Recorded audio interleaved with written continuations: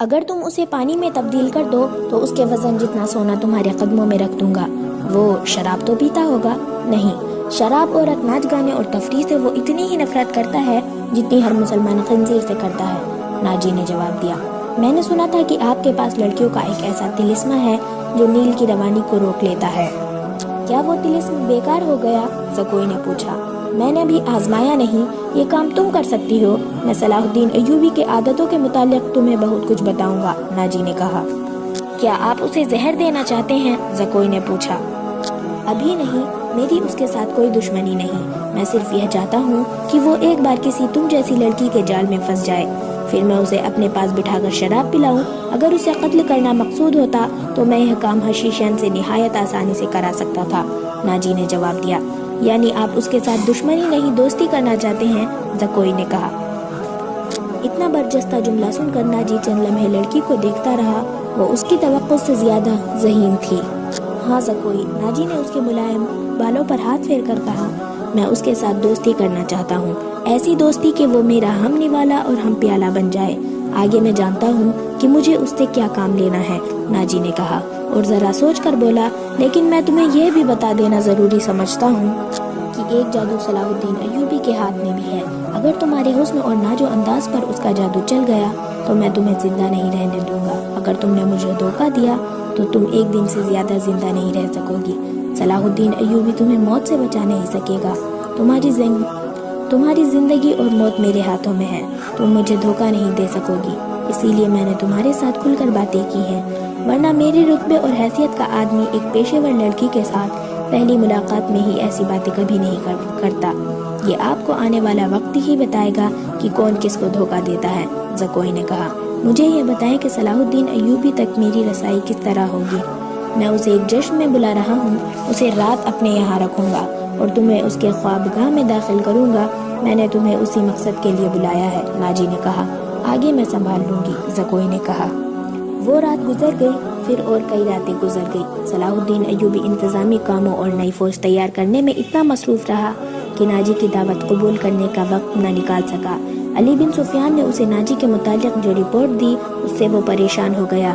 اس نے علی سے کہا، تو اس کا مطلب یہ ہے کہ یہ شخص صلیبیوں سے زیادہ خطرناک ہے، یہ ایک سانپ ہے جسے مصر کی امارت آستین میں پال رہی ہے۔ علی بن سفیان نے ناجی کی تخریب کاری کی تفصیل سنائی کہ اس نے کس طرح کس بڑے آدمی کو اپنے ہاتھوں میں لیا اور انتظامیہ میں من مانی کرتا رہا۔ پھر کہا، اور جس سوڈانی سپاہی کا وہ سالار ہے وہ ہماری بجائے اس کا وفادار ہے، کیا آپ اس کا کوئی علاج سوچ سکتے ہیں؟ صلاح الدین ایوبی نے جواب دیا، صرف سوچ ہی نہیں سکتا، علاج شروع کر چکا ہوں۔ مصر سے جو سپاہ بھرتی کی جا رہی ہے اسے میں سوڈانی محافظوں میں گڑ مڑ کر دوں گا، پھر یہ فوج سوڈانی ہوگی نہ مصری۔ ناجی کی یہ طاقت بکھر کر ہماری فوج میں جذب ہو جائے گی، ناجی کو میں اس کے صحیح ٹھکانے پر لے آؤں گا، اور میں یہ بھی وثوق سے کہہ سکتا ہوں کہ اس نے صلیبیوں کے ساتھ بھی گٹھ جوڑ کر رکھا ہے۔ علی بن سفیان نے کہا، آپ سلطنت اسلامیہ کو ایک مضبوط مرکز پر لا کر اسلام کو وسعت دینا چاہتے ہیں، مگر ناجی آپ کے خواب کو دیوانے کا خواب بتا رہا ہے، تم اس سلسلے میں کیا کر رہے ہو؟ علی بن سفیان نے جواب دیا، یہ مجھ پر چھوڑیں، میں جو کچھ کروں گا وہ آپ کو ساتھ ساتھ بتاتا رہوں گا، آپ مطمئن رہیں۔ میں نے اس کے گرد جاسوسی کی ایک ایسی دیوار چن دی ہے جس کی آنکھ بھی ہے، کان بھی ہے، اور یہ دیوار متحرک ہے، یوں سمجھ لیں کہ میں نے اسے اپنے جاسوسی کے قلعے میں قید کر لیا ہے۔ صلاح الدین ایوبی کو علی بن سفیان پر اس قدر بھروسہ تھا کہ اس سے اس کی دربردہ کارروائی کی تفصیل نہ پوچھی۔ علی نے اس سے پوچھا، معلوم ہوا ہے کہ آپ کو جشن پر مدعو کر رہا ہے، اگر یہ بات صحیح ہے تو اس کی دعوت اس وقت قبول کریے گا جب میں آپ کو بتاؤں گا۔ صلاح الدین ایوبی اٹھا اور ہاتھ پیچھے رکھ کر ٹہلنے لگا، اس کی آہ نکل گئی، وہ رک گیا اور بولا، بن سفیان، زندگی اور موت اللہ کے ہاتھوں میں ہے، بے مقصد زندگی سے کیا یہ بہتر نہیں کہ انسان پیدا ہوتے ہی مر جائے؟ کبھی کبھی یہ سوچ دماغ میں آ جاتا ہے کہ وہ لوگ شاید خوش نصیب ہیں جن کی قومی حص پر مر چکی ہے اور جن کا کوئی کردار نہیں ہوتا، بڑے مزے سے جیتے ہیں اور اپنی آئی پر مر جاتے ہیں۔ وہ بد نصیب ہے امیر محترم، علی نے کہا۔ ہاں بن سفیان، صلاح الدین ایوبی نے کہا، میں جب انہیں خوش نصیب کہتا ہوں تو یہی بات معلوم نہیں کون میرے کان میں کہہ دیتا ہے جو تم نے کہی ہے، مگر سوچتا ہوں کہ ہم نے تاریخ کا دھارا اس موڑ پر نہ بدلا تو ملت اسلامیہ بکھر کر وادیوں، جنگلوں اور صحرا میں کھو جائے گی۔ ملت کے خلاف 3 حصوں میں بٹ گئی ہے، امیر منمانی کر رہے ہیں اور صلیبیوں کے اعلی کار بنتے جا رہے ہیں۔ مجھے یہ ڈر بھی محسوس ہونے لگا ہے کہ مسلمان اگر زندہ رہے تو وہ ہمیشہ صلیبیوں کے غلام اور اعلی کار رہیں گے۔ وہ اسی پر خوش رہیں گے کہ وہ زندہ ہے، مگر قوم کی حیثیت سے وہ مردہ کی طرح ہوں گے۔ ذرا نقشہ دیکھو علی، آدھی صدی میں دیکھو ہماری سلطنت کا نقشہ کتنا سکڑ گیا ہے۔ وہ خاموش ہو گیا، سر جھکا کر ٹہلنے لگا، پھر رک گیا اور سر کو جھڑک کر علی بن سفیان کو دیکھا، کہنے لگا، جب تباہی اپنے اندر سے اٹھے تو اسے روکنا محال ہو جاتا ہے۔ اگر ہمارے خلاف امارتوں کا یہی حال رہا تو صلیبیوں کو ہم پر حملے کرنے کی ضرورت پیش نہیں آئے گی۔ وہ آگ جس میں ہم اپنا ایمان، اپنا کردار اور اپنی قومیت جلا رہے ہیں، اس میں صلیبی آہستہ آہستہ تیل ڈالتے رہیں گے، ان کی سازش ہمیں آپس میں لڑواتی رہے گی۔ میں شاید اپنا عزم پورا نہ کر سکوں، میں صلیبیوں سے شاید شکست بھی کھا جاؤں، لیکن میں قوم کے نام ایک وصیت چھوڑنا چاہتا ہوں، وہ یہ ہے کہ کسی غیر مسلم پر کبھی بھروسہ نہ کرنا، ان کے خلاف لڑنا ہے تو لڑ کر مر جانا، کسی غیر مسلم کے ساتھ کبھی سمجھوتا اور کوئی معاہدہ نہ کرنا۔ علی بن سفیان نے کہا، آپ کا لہجہ بتا رہا ہے جیسے آپ اپنے عزم سے مایوس ہو گئے ہیں۔ صلاح الدین ایوبی نے کہا، مایوس نہیں، جذباتی علی، میرا ایک حکم متعلق شعبے تک پہنچا دو، بھرتی تیز کر دو اور کوشش کرو کہ فوج کے لیے زیادہ سے زیادہ ایسے آدمی رکھو جو جنگ کا تجربہ حاصل کر چکے ہوں۔ ہمارے پاس اتنی لمبی تربیت کا وقت نہیں۔ بھرتی ہونے والوں کا مسلمان ہونا لازم قرار دے دو، اور تم اپنے لیے ذہن نشین کر لو کہ ایسے جاسوسوں کا ایک دستہ تیار کرو جو دشمن کے علاقے میں جا کر جاسوسی بھی کرے اور شب خون بھی مارے۔ یہ جان بازوں کا دستہ ہوگا، انہیں خصوصی تربیت دو، ان میں یہ صفات پیدا کرو کہ اونٹ کی طرح زیادہ سے زیادہ عرصہ پیاس برداشت کر سکے، ان کی نظریں عقاب کی طرح تیز ہو، ان کی صحرائی لومڑی کی مکاری ہو، اور وہ دشمن پر چیتے کی طرح جھپٹنے کی طرح مہارت، دلیری اور طاقت کے مالک ہوں۔ ان میں شراب، حشیش وغیرہ کی عادت نہ ہو، اور عورت کے لیے وہ برف کی طرح یک ہو۔ بھرتی تیز کرا دو علی بن سفیان، اور یاد رکھو میں ہجوم کا قائل نہیں، مجھے لڑنے والوں کی ضرورت ہے، چاہے تعداد تھوڑی ہو، ان میں قومی جذبہ ہو اور وہ میرے عزم کو سمجھتے ہوں، کسی کے دل میں یہ شبہ نہ ہو کہ اسے کیوں لڑایا جا رہا ہے۔ اگلے 10 دنوں میں کئی ہزار تربیت یافتہ سپاہی امارتی مصر کی فوج میں آ گئے، اور ان 10 دنوں میں ناجی نے زکوئی کو ٹریننگ دے دی کہ وہ صلاح الدین ایوبی کو کون سے طریقے سے اپنے حسن کے جال میں پھانس کر اس کی شخصیت اور اس کے کردار کو کمزور کر سکتی ہے۔ ناجی کے ہمراز دوستوں نے زکوئی کو دیکھا تو انہوں نے بلا خوف تعداد کہا، اس لڑکی کو مصر کے فرعون دیکھ لیتے تو خدائی کی دعوت سے دستبردار ہو جاتے۔ ناجی کا جاسوسی کا اپنا نظام تھا، بہت تیز اور دلیر۔ وہ معلوم کر چکا تھا کہ علی بن سفیان صلاح الدین ایوبی کا خصوصی مشیر ہے اور عرب کا مانا ہوا جاسوس ہے۔ اس نے علی کے پیچھے اپنے جاسوس چھوڑ دیے تھے اور اس نے علی کو قتل کرا دینے کا منصوبہ بھی بنا لیا تھا۔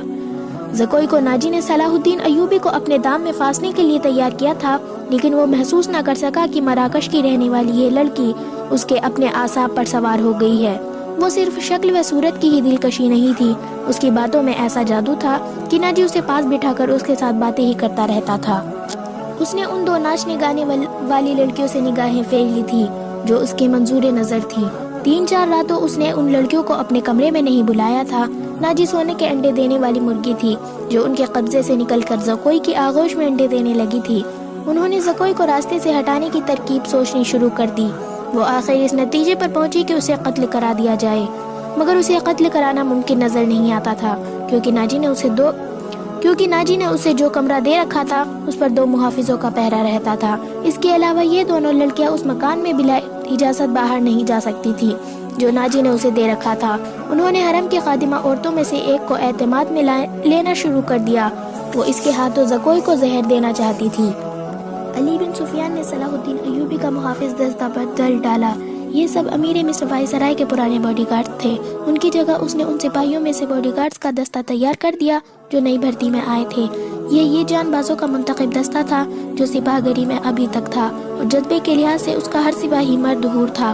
ناجی کو یہ تبدیلی بالکل پسند نہیں تھی، لیکن اس نے صلاح الدین ایوبی کے سامنے اس تبدیلی کی بے حد تعریف کی اور اس کے ساتھ ہی درخواست کی کہ صلاح الدین ایوبی اس کی دعوت قبول کرے۔ صلاح الدین ایوبی نے اسے جواب دیا کہ وہ ایک آدھے دن میں بتائے گا کہ وہ دعوت کب قبول کر سکے گا۔ اس نے جانے کے بعد صلاح الدین ایوبی نے علی بن سفیان سے مشورہ لیا کہ وہ دعوت پر کب جائے۔ علی نے اسے مشورہ دیا کہ اب وہ کسی بھی روز دعوت قبول کرے۔ دوسرے ہی دن صلاح الدین ایوبی نے ناجی کو بتایا کہ وہ کسی بھی رات دعوت پر آ سکتا ہے۔ ناجی نے 3 روز بعد ہی دعوت دی اور بتایا جشن زیادہ ہوگا اور یہ جشن شہر سے دور صحرا میں مشالوں کی روشنی میں منایا جائے گا۔ ناچ گانے کا انتظام ہوگا، باڈی گارڈز کے گھڑسوار اپنے کرتب دکھائیں گے، شمشیر زنی اور بغیر ہتھیاروں کی لڑائی کے مقابلے ہوں گے اور صلاح الدین ایوبی کو رات وہیں قائم کرایا جائے گا۔ رہائش کے لیے خیمے نصب ہوں گے۔ صلاح الدین ایوبی پروگرام کی تفصیل سنتا رہا۔ اس نے ناچ گانے پر بھی اعتراض نہ کیا۔ ناجی نے ڈرتے جھجکتے کہا، فوج کے بیشتر سپاہی جو مسلمان نہیں ہیں یا جو ابھی نیم مسلمان ہیں کبھی کبھی شراب پیتے ہیں اور وہ شراب کے عادی نہیں۔ وہ آج رات چاہتے ہیں کہ صلاح الدین ایوبی نے کہا، آپ چاہے تو انہیں اجازت دے دے، نہ دینا چاہے تو میں آپ پر اپنا حکم نہ چلاؤں گا۔ صلاح الدین ایوبی نے کہا، امیر مصر کا اقبال بلند ہو۔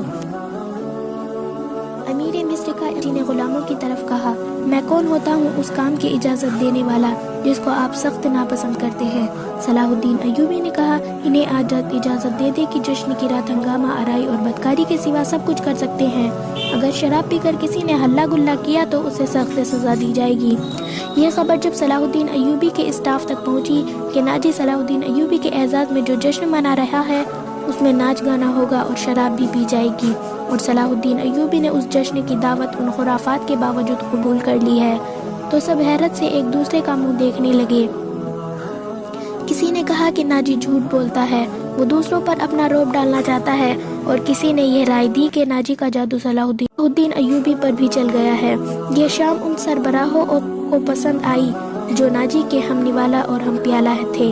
صلاح الدین ایوبی نے چارج لیتے ہی ان کے لیے عیش و عشرت، شراب نوشی اور بدکاری جرم قرار دے دی تھی۔ اس نے ایسا سخت ڈسپلین رائز کر دیا تھا کہ کسی کو پہلے کی طرح فرائض سے کوتاہی کی ضرورت نہیں ہوتی تھی۔ وہ اس پر خوش تھا کہ آج نئے امیر مصر نے کسی دعوت میں شراب اور رقص کی اجازت دے دی ہے تو کل پرسوں وہ خود بھی ان رنگینیوں کا رسیا ہو جائے گا۔ صرف علی بن سفیان تھا جسے معلوم تھا کہ صلاح الدین ایوبی نے خرافہ کی اجازت کیوں دی ہے۔ جشن کی شام آئی، ایک تو چاندنی رات تھی۔ صحرا کو چاندنی اتنی شفاف ہوتی ہے کہ ریت کے ذرے بھی نظر آ جاتے ہیں۔ دوسرے ہزاروں مشالوں نے وہاں صحرے کی رات کے دن بنا دیا تھا۔ باڈی گارڈز کا ہجوم تھا جو ایک وسیع میدان کے گرد دیواروں کی طرح کھڑا تھا۔ ایک طرف صلاح الدین ایوبی کے بیٹھنے کے لیے جوگا و تکیہ رکھا گیا تھا، وہ کسی بڑے بادشاہ کا تخت معلوم ہوتا تھا۔ اس کے دائیں بائیں بڑے رتبے کے مہمانوں کی نشستیں تھیں۔ اس وسیع عریض ماشاگاہ سے تھوڑی دور مہمانوں کے لیے نہایت خوبصورت خیمے لگائے گئے تھے۔ ان سے ہٹ کر ایک بڑا خیمہ صلاح الدین ایوبی کے لیے نصب کیا گیا تھا جہاں اسے رات بسر کرنی تھی۔ علی بن سفیان نے سورج غروب ہونے سے پہلے وہاں جا کر اس خیمے کے چاروں طرف محافظ کھڑے کر دیے تھے۔ جب علی بن سفیان محافظ کھڑے کر رہا تھا، ناجی زکوئی کو آخری ہدایت دے رہا تھا۔ اس شام زکوئی کا حسن کچھ زیادہ ہی نکھر آیا تھا۔ اس کے جسم سے ایسے عطر کی بھینی بھی بو اٹھ رہی تھی جس میں سحر کا تاثر تھا۔ اس نے بال اڈیاں کندھوں پر پھیلا دیے تھے۔ سفید کندھوں پر سیاہی مائل بھورے بال زاہدوں کی نظروں کو گرفتار کرتے تھے۔ اس کا لباس اس قدر باریک تھا کہ اس کے جسم کے تمام نشست و فراز صاف نظر آتے تھے۔ اس کے ہونٹوں پر قدرتی تبسم ادھ کھلی کلی کی مانند تھا۔ ناجی نے اسے سر کے پاؤں تک دیکھا اور کہا، صلاح الدین ایوبی پر تمہارے جسمانی حسن کا شاید اثر نہ ہو، اپنی زبان استعمال کر وہ سبق بھولنا نہیں جو میں اتنے دنوں سے تمہیں پڑھاتا رہا ہوں، اور یہ بھی نہ بھولنا کہ اس کے پاس جا کر اس کی لونڈی نہ بن جانا، انجیر کا وہ پھول بن جانا جو درخت کی چوٹی پر نظر آتا ہے مگر درخت پر چڑھ کر دیکھو تو غائب ہو جاتا ہے، اسے اپنے قدموں میں بٹھا لینا۔ میں تمہیں یقین دلاتا ہوں کہ تم اس پتھر کو پانی میں تبدیل کر لو گی۔ اسی سرزمین میں قلوب طرح نے سینر جیسے مرد اہن کو اپنے حسن و جوانی کے پندھ لا کر مصر کی ریت میں بہا دیا تھا۔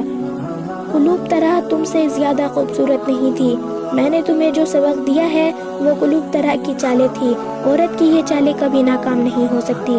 جو کوئی مسکرا رہی تھی اور بڑے غور سے سن رہی تھی۔ مصر کی ریت نے ایک اور قلوب طرح کو حسین ناگن کی طرح جنم دیا تھا۔ مصر کی تاریخ اپنے آپ کو دہرانے والی تھی۔ سورج غروب ہو گیا تو مشالیں جل اٹھی۔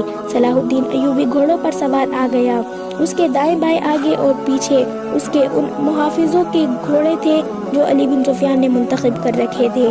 اسی دستے میں سے اس نے اس محافظ شام سے پہلے یہی لا کر صلاح الدین ایوبی کے خیمے کے گرد کھڑے کر دیے تھے۔ سازوں نے دف کی آوازوں پر استقبال بجائی اور صحرا امیر صلاح الدین ایوبی زندہ باد کے نعروں سے گونجنے لگا۔ ناجی نے آگے بڑھ کر استقبال کیا اور کہا، آپ کے جانثار عظمت اسلام کے پاس با آپ کو بس رو چشم خوش آمدید کہتے ہیں۔ ان کی بے تابیہ اور بے قراریاں دیکھیے، آپ کے اشارے پر کٹ مریں گے اور خوش آمدید کے لیے اسے جتنے الفاظ۔ صلاح الدین ایوبی اپنی شاہانہ نشست پر بیٹھا، سر پر دوڑتے گھوڑوں کی ٹاپوں کی آواز سنائی دی۔ گھوڑے جب مشالوں کی روشنی میں آئے تو سب نے دیکھا کہ 4 گھوڑے دائیں سے اور 4 گھوڑے بائیں سے دوڑ آ رہے ہیں۔ ہر ایک پر ایک سوار تھا۔ ان کے پاس ہتھیار نہیں تھے، وہ ایک دوسرے کے آمنے سامنے آ رہے تھے۔ صاف نظر آ رہا تھا کہ وہ آپس میں ٹکرا جائیں گے۔ کسی کو معلوم نہیں تھا کہ وہ کیا کریں گے۔ وہ ایک دوسرے کے قریب آئے تو دونوں فرقے کے سوار رقابوں میں پاؤں جما کر کھڑے ہو گئے تھے۔ پھر انہوں نے لگام ایک ہاتھ میں کر لی اور دوسرے بازو پھیلا لیے۔ دونوں طرف کے گھوڑے آمنے سامنے آ گئے اور سواروں کی دونوں پارٹیاں ایک دوسرے سے الجھ گئی۔ سواروں نے ایک دوسرے کو پکڑنے اور گھوڑے گرانے کی کوشش کی۔ جب گھوڑے آگے نکل گئے تو دوسرے جو گھوڑے سے گر پڑے تھے ریت پر قلا بازیاں کھا رہے تھے۔ ایک طرف کے ایک سوار نے دوسرے طرف کے دوسرے سوار کو ایک بازو میں جکڑ کر اس گھوڑے سے اٹھا لیا تھا اور اسے اپنے گھوڑے پر ڈال کر لے جا رہا تھا۔ ہجوم نے اس قدر شور برپا کیا کہ اپنی آوازیں اپنی آپ کو بھی سنائی نہیں دیتی تھی۔ یہ سوار اندھیرے میں غائب ہوئے تو دونوں طرف سے 4 اور گھوڑے آئے اور اسی طرح مقابلہ ہوا۔ اس طرح 8 مقابلے ہوئے اور اس کے بعد شتر سوار یعنی اونٹ سوار آئے۔ پھر گھوڑے سواروں اور شتر سواروں نے سواری کی بہت سی کرتب دکھائے۔ اس کے بعد تیز زنی اور بغیر ہتھیاروں کی لڑائی کے مقابلے ہوئے جن میں کئی ایک سپاہی زخمی ہو گئے۔ صلاح الدین ایوبی شجاعت اور بے خوفی کی ان مظاہروں کو مقابلے میں جذب ہو کر رہ گیا تھا۔ اسے ایسی ہی بہادر فوج کی ضرورت تھی۔ اس نے علی بن سفیان کے کان میں کہا، اگر اس فوج میں اسلامی جذبہ بھی ہوتا تو میں صرف اسی فوج کے صلیبیوں کو گھٹنوں پر بٹھا سکتا ہوں۔ علی بن سفیان نے وہی مشورہ دیا جو پہلے بھی دے چکا تھا۔ اس نے کہا، اگر ناجی سے کمان لے لی جائے تو جذبہ بھی پیدا ہو جائے گا، مگر صلاح الدین ایوبی ناجی جیسے ذہین اور تجربے کار سالار کو سبق دوش کرنے کے بجائے سدھار کر راہ حق پر لانا چاہتا تھا۔ وہ اس جشن میں اپنی آنکھوں یہی دیکھنے آیا تھا کہ یہ فوج کردار کے لحاظ سے کیسی ہے۔ اسے ناجی کی اس درخواست سے ہی مایوسی ہو گئی تھی کہ اس کے سپاہی اور کمانڈر شراب پینا چاہتے ہیں اور ناچ گانے بھی ہوں گے۔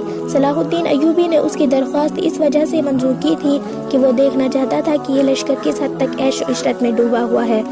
بہادری، شہ سواری اور تیغ زنی وغیرہ کے مظاہروں اور مقابلوں میں تو یہ فوج عسکری اور جنگی معیار پر پوری اترتی تھی، مگر کھانے کا وقت آیا تو یہ فوج بدتمیزی، بلانوشوں اور ہنگامہ کرنے والے لوگوں کو بے قابو ہجوم بن گئی۔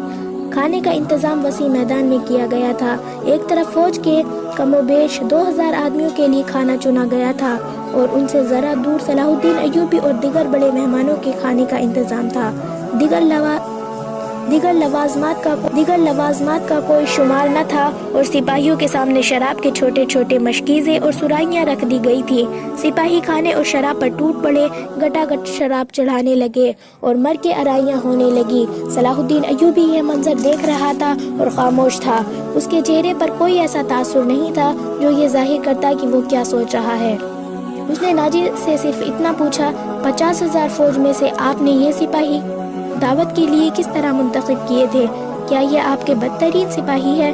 ناجی نے غلامانہ لہجے میں کہا، نہیں امیر اعظم، یہ 2000 عسکری میرے بہترین آدمی ہیں۔ آپ نے ان کے مظاہرے دیکھے ہیں، ان کی بہادری دیکھی ہے۔ میدان جنگ میں یہ جان بازی کا مظاہرہ کریں گے وہ آپ کو حیران کر دے گا۔ آپ ان کی بدتمیزیوں کو نہ دیکھیں، یہ آپ کے اشارے پر جان قربان کر دیں گے۔ میں انہیں کبھی کبھی کھلی چھوٹ دے دیتا ہوں تاکہ مرنے سے پہلے دنیائے رنگ و بو سے پورا لطف اٹھا لے۔ صلاح الدین ایوبی نے اس استدلال کے جواب میں کچھ بھی نہ کہا۔ ناجی جب دوسرے مہمانوں کی طرف متوجہ ہوا تو صلاح الدین ایوبی نے علی بن سفیان کے کان میں کہا، میں جو دیکھنا چاہتا تھا وہ دیکھ لیا ہے۔ یہ سوڈانی عسکری شراب اور ہنگامہ آرائی کے عادی ہیں۔ تم کہتے ہو کہ ان میں جذبہ نہیں، میں دیکھ رہا ہوں کہ ان میں کردار بھی نہیں۔ اس فوج کو اگر تم میدان جنگ میں لے گئے تو یہ لڑنے کی بجائے اپنی جان بچانے کی فکر کرے گی اور مال غنیمت لوٹے گی اور ہاری ہوئی فوج کی عورتوں کے ساتھ وحشیانہ سلوک کرے گی۔ علی بن سفیان نے کہا، اس کا علاج یہ ہے کہ آپ نے مخالف خطوں سے جو فوج تیار کی ہے انہیں ناجی کے اس 50,000 سوڈانی لشکر میں ملا دے تو برے سپاہی اچھے سپاہیوں کے ساتھ مل جل کر اپنی عادتیں بدل دیا کرتے ہیں۔ صلاح الدین ایوبی مسکرایا اور علی سے کہا، تم یقیناً میرے دل کا راز جاتے ہو۔ میرا منصوبہ یہی ہے جو میں ابھی تمہیں نہیں بتانا چاہتا تھا، کسی سے اس کا ذکر نہ کرنا۔ علی بن سفیان میں یہی وصف تھا کہ دوسروں کے دلوں کے راز جان لیتا تھا اور غیر معمولی طور پر ذہین تھا۔ وہ کچھ اور کہنے ہی والا تھا کہ ان کے سامنے کئی اور مشالیں روشن ہو گئی۔ زمین پر بیش قیمت قالین بچھے ہوئے تھے۔ شہنائی اور سارنگ کا ایسا میٹھا اور پرجوش نغمہ ابھرا کہ مہمانوں پر سناٹا طاری ہو گیا۔ ایک طرف سے ناچنے والیوں کی قطار نمودار ہوئی۔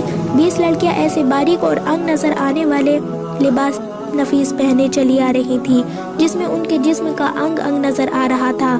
ہر ایک کا لباس بہت باریک چوغا سا تھا جو شانوں سے ٹخنوں تک لمبا تھا۔ اس کے بال کھلے ہوئے تھے اور ایسی ریشم کا حصہ نظر آ رہے تھے جس کا انہوں نے لباس پہن رکھا تھا۔ صحرا کی ہلکی ہوا سے اور لڑکیوں کی چال سے یہ ڈھیلا لباس ہلتا تھا تو یوں لگتا تھا جیسے پھولدار پودوں کی ڈالیاں فضا میں آ رہی ہوں۔ ہر ایک کے لباس کا رنگ جدا تھا، ہر ایک کی شکل و صورت ایک دوسرے سے مختلف تھی، لیکن حسن اور جسم کی لچک میں سب ایک جیسی تھی۔ ان کے مرمری بازو اریاں تھے، وہ چلتی آ رہی تھی لیکن قدم اٹھتے نظر نہیں آتے تھے۔ وہ ہوا کی لہروں کی مانند نظر آ رہی تھی۔ وہ نیم دائرے میں ہو کر رک گئی، صلاح الدین ایوبی کی طرف منہ کر کے تعظیم کے لیے جھکی۔ سب کے بال سرک کر شانوں پر آ گئے۔ سازندوں نے ان ریشمی بالوں اور جسموں کے جادو میں طلسم پیدا کر دیا۔ سیاہ فام دیو جیسے حبشی آدمی جن کی کمر کے گرد چیتے کی کھالیں تھی ایک بڑا سارا ٹوکرا اٹھائے تیز قدم چلاتے نظر آئے اور ٹوکرا لڑکیوں کے نیم دائرے کے سامنے رکھ دیا۔ ساز سپیروں کی بین کی دھن بجانے لگا۔ حبشی مست سانڈوں کی طرح پھوکار مارتے ہوئے غائب ہو گئے۔ ٹوکری میں سے ایک بہت بڑی کلی اوپر کو اٹھی اور پھول کی طرح کھل گئی۔ یوں لگتا تھا جیسے سرخ بالوں میں سے چاند نکل رہا ہو۔ یہ لڑکی اس دنیا کی معلوم نہیں ہوتی تھی۔ اس کی مسکراہٹ بھی عارضی نہیں تھی، اس کے بالوں کی چمک بھی مصر کی کسی لڑکی کی چمک نہیں لگتی تھی۔ اور جب لڑکی نے پھول کی چوڑی پتیوں میں سے باہر قدم رکھا تو اس کے جسم کی لچک نے تماشائیوں کو چکت کر دیا۔ علی بن سفیان نے صلاح الدین ایوبی کی طرف دیکھا، اس کے ہونٹوں پر مسکراہٹ تھی۔